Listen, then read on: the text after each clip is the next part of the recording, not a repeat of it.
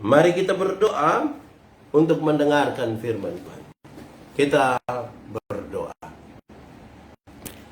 Ya Tuhan Allah, kami mohon kepadamu, kuatkanlah dan teguhkanlah iman kami, supaya waktu di mana kami membaca firman Tuhan, Roh Kudus-Mu berkuasa penuh atas kami sekalian, supaya kami membaca firman-Mu dengan baik, merenungkan firman-Mu dengan baik, dan oleh kekuatan Roh Kudus kami dimampukan menjadi pelaku-pelaku firman Tuhan.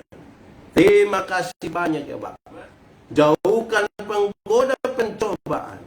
Biar dalam damai sejahtera-Mu kami belajar firman Tuhan. Kami rindu pada firman-Mu. Berfirmanlah bagi kami Tuhan dalam nama Yesus. Firman yang hidup itu kami berdoa. Amin.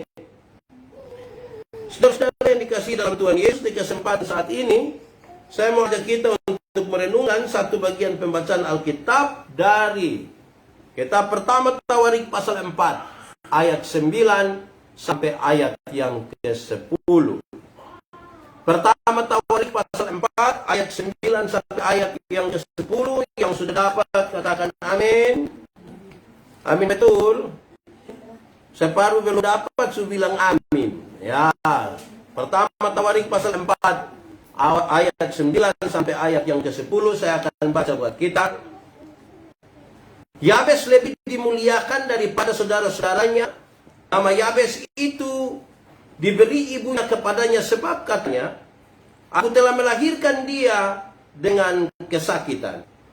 Yabes berseru kepada Allah Israel katanya, kiranya engkau memberkati aku, berlimpah-limpah dan memperluas daerahku, dan kiranya tanganmu menyertai aku dan melindungi aku daripada malapetaka, sehingga kesakitan tidak menimpa aku.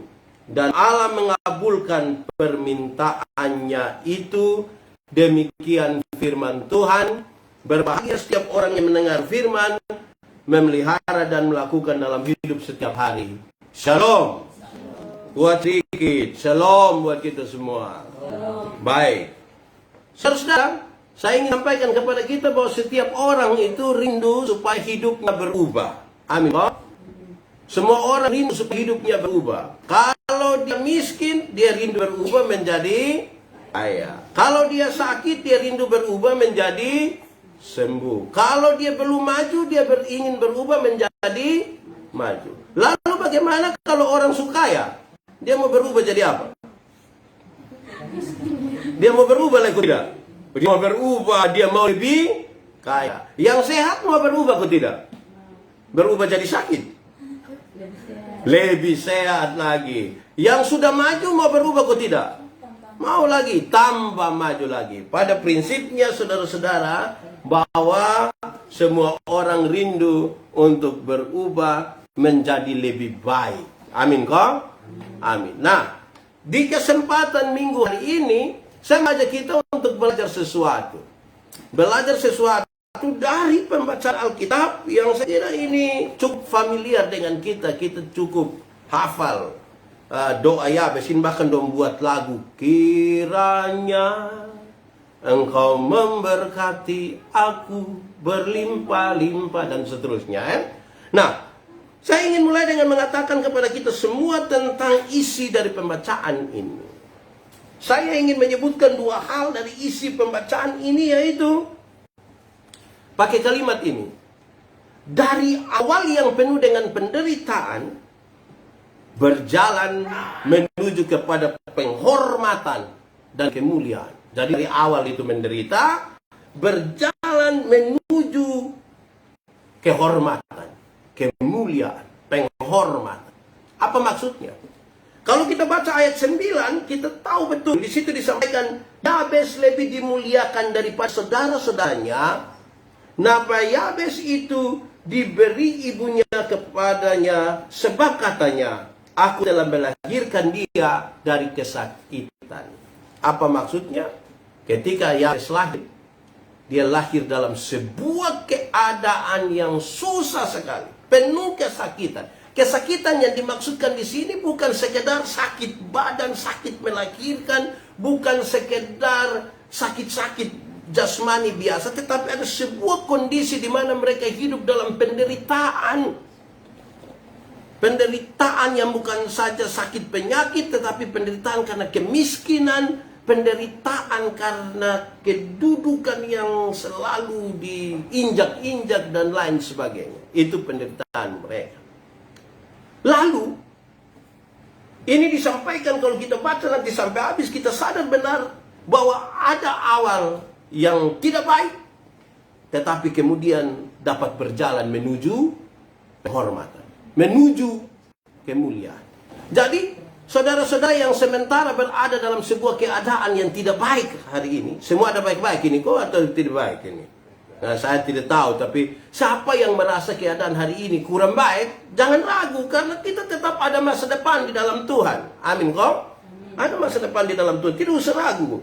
Karena Yabes penuh dengan kesakitan ketika lahir, tetapi dia punya masa depan juga yang baik. Itu hal pertama dalam teks ini. Tapi yang kedua, kita melihat sebuah doa yang sangat ambisius dari Yabes. Ambisius itu artinya dia penuh keyakinan, penuh harapan untuk berhasil. Doanya sangat ambisius sekali, dengan cita-cita yang meluap-luap. Kalau kita baca pembacaan tadi, kita tahu dengan pasti Yabes berseru kepada Allah Israel. Dia berseru dengan semangat, dengan sebuah keyakinan, dengan sebuah pengharapan, dan dengan sebuah kepastian. Jadi, memang ada hal yang Tuhan kerjakan, tapi yang dari dia sendiri, dia berdoa begitu rupa, dia mau sampaikan kepada Tuhan dalam sebuah keyakinan. Karena itu saya sebut doa ini sangat ambisius, penuh harapan dalam keyakinan bahwa Tuhan mampu untuk melakukan sesuatu. Makanya saya bilang, kalau saudara mengalami sebuah masalah hari ini, sebuah penderitaan, kesakitan hari ini, mari berseru kepada Tuhan dengan ambisi yang kuat. Karena saya percaya Tuhan bisa melakukan sesuatu buat kita. Nah, mari kita lihat isi daripada doa Yabes. Isi daripada doa Yabes. Saya mencatat 4 hal, atau membagi 4 hal dari doa ini supaya kemudian menjadi bagian kita, apalagi di tengah-tengah situasi pandemi COVID seperti ini. Mari kita belajar sesuatu dari doa yang penuh dengan ambisi ini dari Yabes. Ambisius sekali, dia berdoa. Saya mulai dari catatan yang pertama. Yabes meminta kemuliaan ilahi untuk memberkatinya.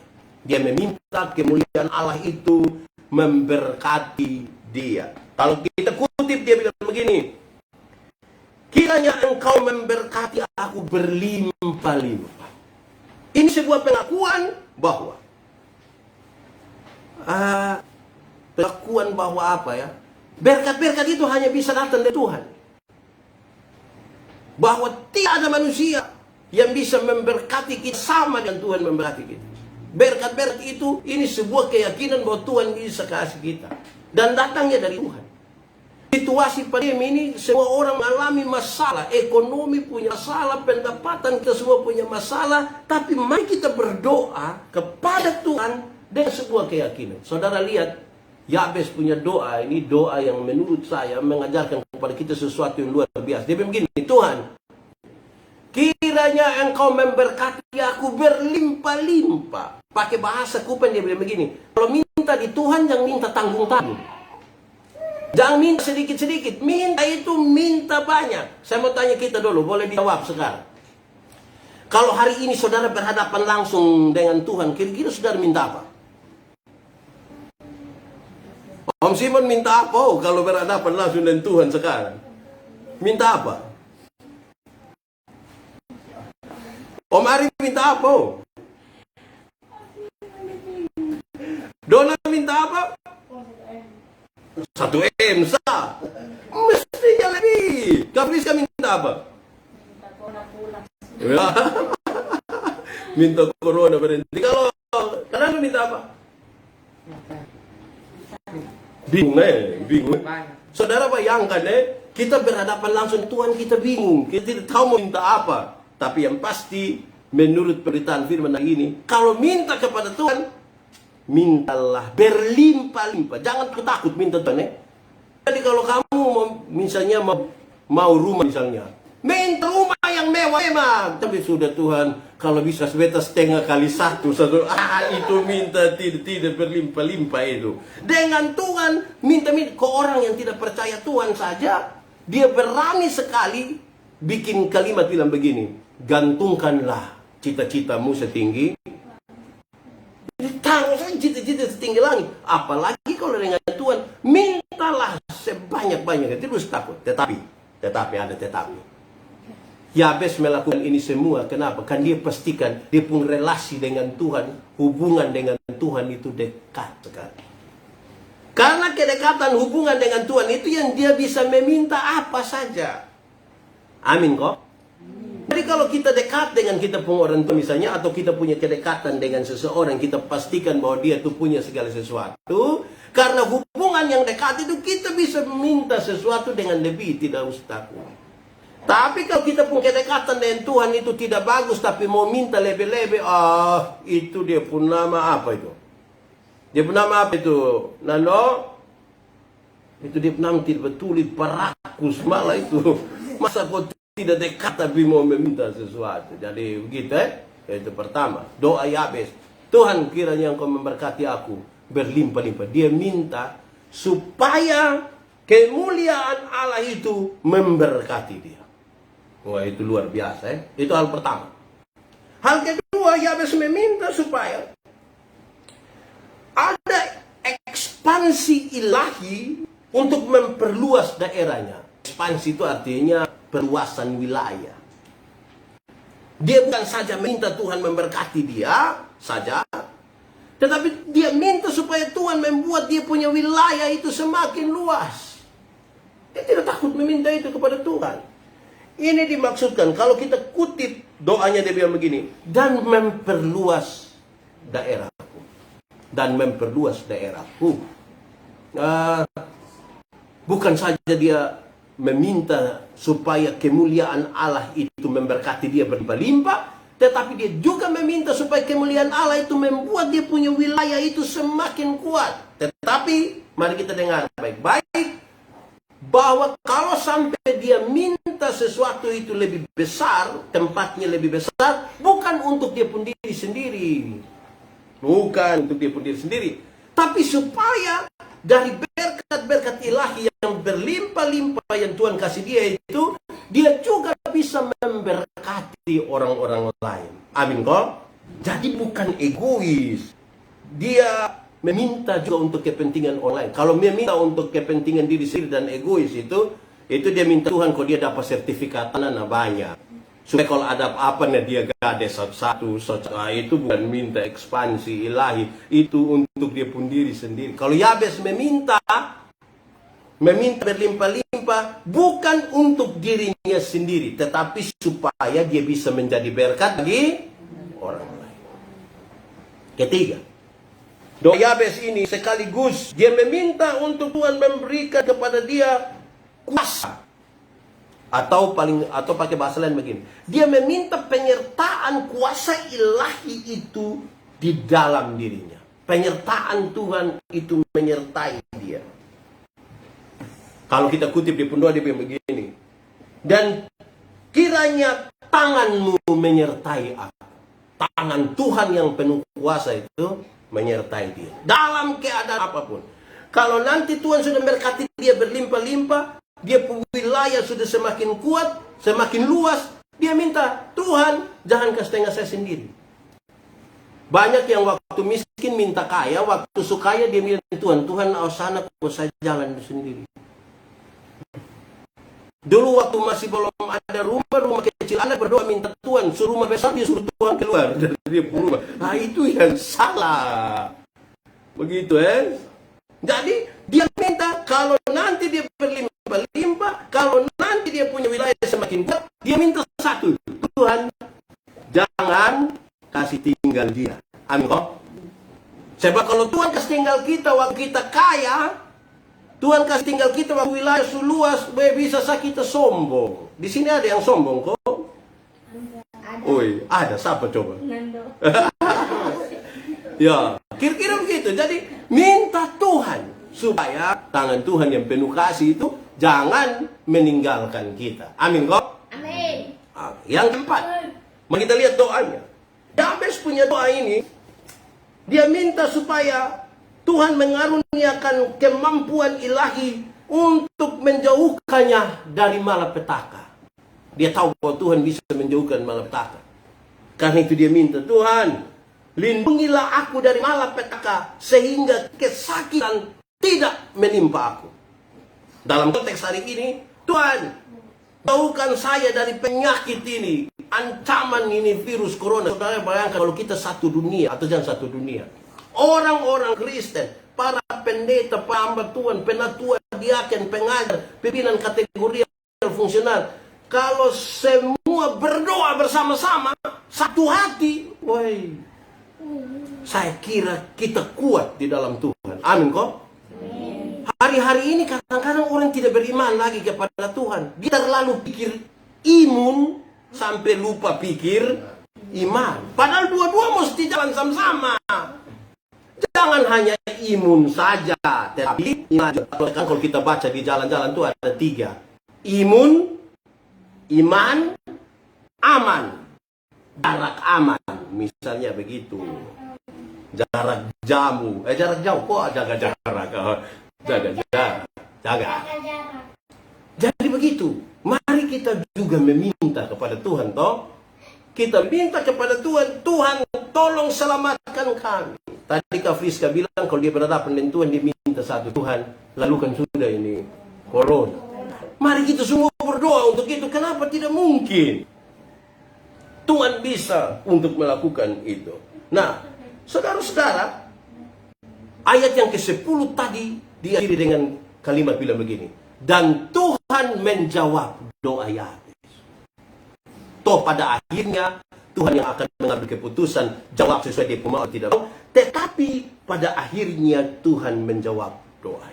Dia yakin, dia punya kedekatan dengan Tuhan, dia yakin Tuhan memberi jawab. Tapi ada jawaban lain juga penting, bahwa Tuhan memberi jawab kepada Yabes itu juga karena Tuhan tahu Yabes tidak hanya berpikir bagi dirinya sendiri saja, tetapi dia juga berpikir tentang orang lain. Dia juga rindu menjadi berkat bagi orang lain. Kalau hanya berpusat bagi diri sendiri, Tuhan bilang tunggu dulu. Tapi ini mau supaya jadi berkat ini. Biar apa yang kita dapat, kita pun menjadi berkat. Nah, pakai kalimat lain, saya ingin sampaikan kepada kita bahwa Tuhan mau kita ini hidup berarti. Hidup kita berarti. Ada lagu dulu bilang begini, hidup bukan karena hari, hidup hanya karena arti. Jadi kita hidup mesti berarti. Saya mencatat ada 4 hal hidup yang berarti.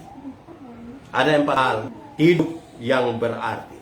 1, hidup yang berarti itu adalah sebuah pengabdian penuh. Pengabdian penuh. Pikiran, perkataan, perbuatan, motivasi, semua penuh kita lakukan. Apapun dalam tanggung jawab kita, itu hidup berarti. Seluruh pikiran, seluruh perkataan, seluruh perbuatan, atau seluruh jiwa, tubuh, roh, semua itu dia nama pengabdian penuh. Jadi kalau kami jadi pendeta yang apa ya, punya pengabdian penuh. Jangan pas corona begini kesempatan ini buat son pimpin. Jadi, nah ini sudah tidak penuh dia pun nama. Itu dia pun nama gaji penuh. Pengabdiannya tidak penuh. Jadi kosnya juga begitu Simon, pengabdian penuh. Jangan tunggu, ini tidak ada gereja, jadi nanti kapan data itu tidak penuh. Jadi security penuh.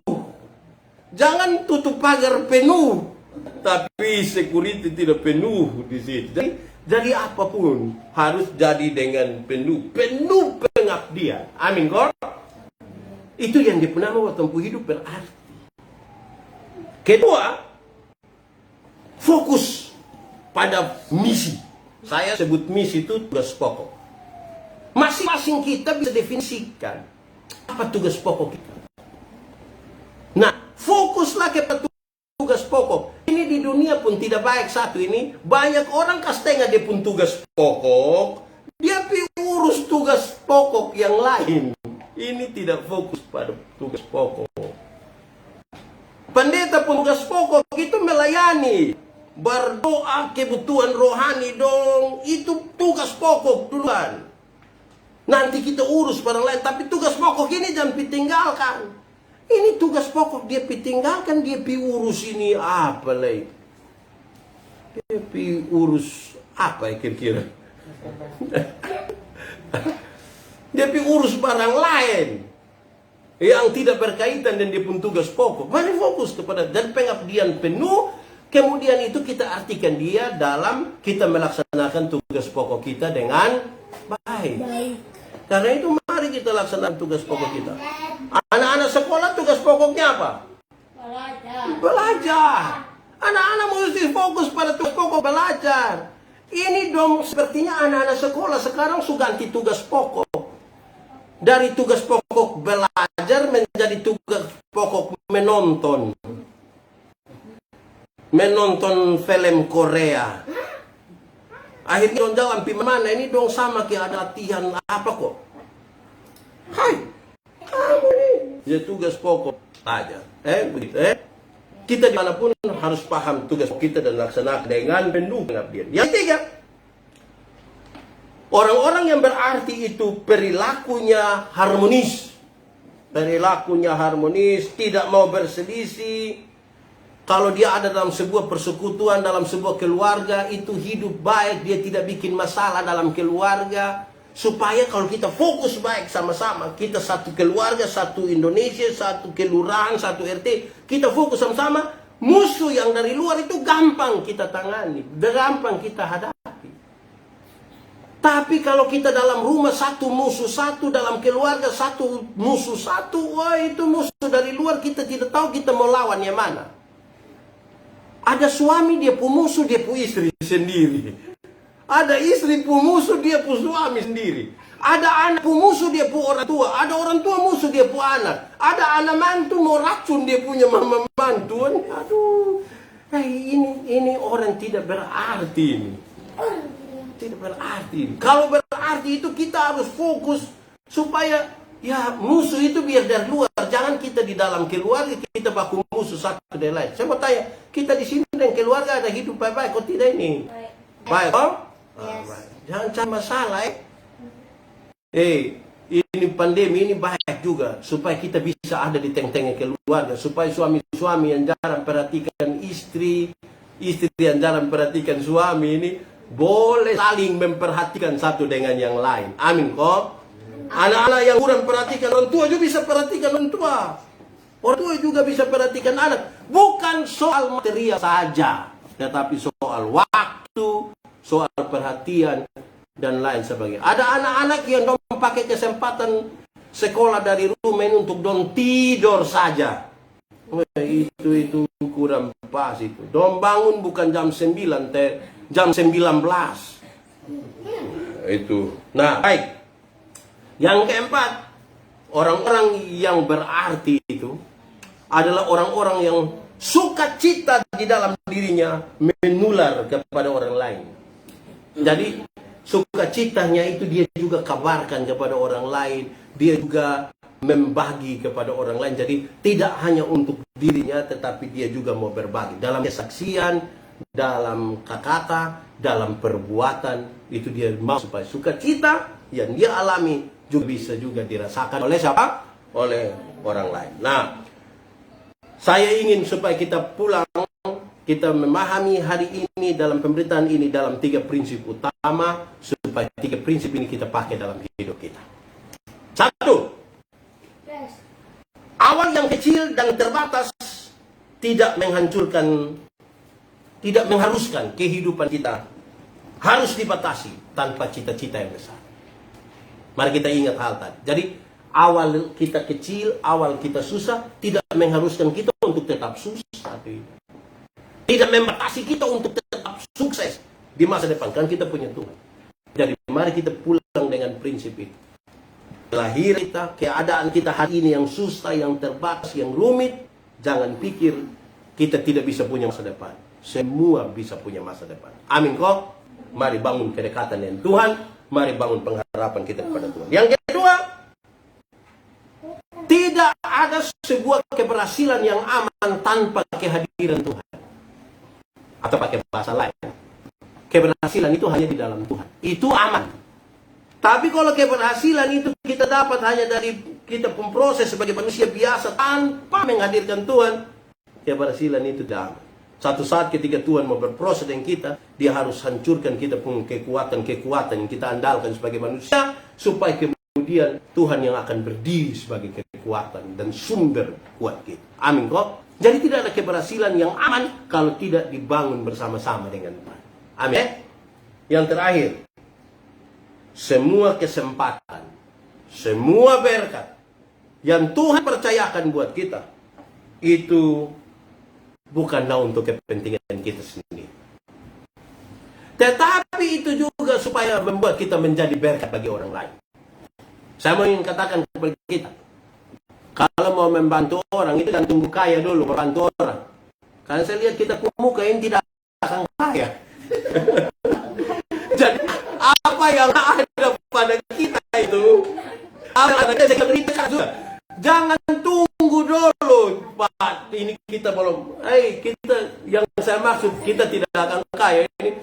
Karena kita minta, katakanlah kita aman dengan gaji misalnya 30 juta. Siapa bilang kalau dia sudah pegang gaji 30 juta, dia aman? Dia nanti rasa kurang. Mau 50 juta. Sudah dapat 50 juta aman. Belum. Mau 100 juta. Betul toh? Jadi saya lihat kita ini nanti susah. Karena itu mari kita belajar begitu rupa supaya mau jadi berkat itu hari ini. Karena kita tidak tahu kita sampai besok atau tidak. Tapi hari ini, dari apa yang ada pada kita, kita sudah bisa memberkati orang lain. Amin. Mari kita tunduk kepala di hadapan Tuhan. Kita angkat hati kita. Kita berdoa. Ya Tuhan Allah, firman-Mu telah disampaikan. Dalam keterbatasan, hanya Roh Kudus-Mu yang akan terus berkata-kata dan menolong kami. Bahwa keadaan kami hari ini tidak akan membuat kami surut, karena kami percaya ada masa depan di dalam Tuhan. Tolonglah kami yang bergumul hari ini dalam semua penderitaan, kesusahan, dan keterbatasan karena pandemi COVID ini. Kami kiranya diberikan kemampuan dan kekuatan seperti hamba-Mu Yabes, supaya kami tetap optimis, penuh ambisius bersama Tuhan untuk membangun kehidupan ini sampai pada apa yang Tuhan siapkan baik-baik kami. Di dalam nama Yesus kami berdoa.